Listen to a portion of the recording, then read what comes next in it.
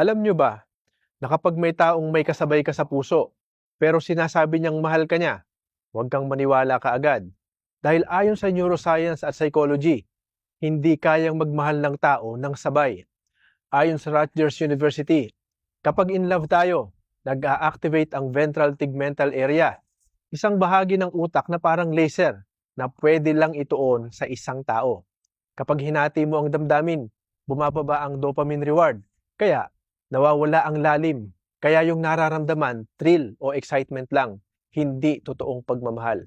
Sabi ng mga psychologist, ang mga taong pinagsasabay-sabay ang karelasyon ay madalas addicted sa kilig o validation. Pero may takot sa tunay na intimacy.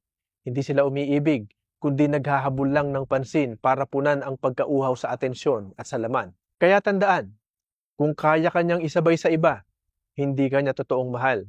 Dahil ang utak at puso ng tao, designed para magmahal ng tapat sa isa lang.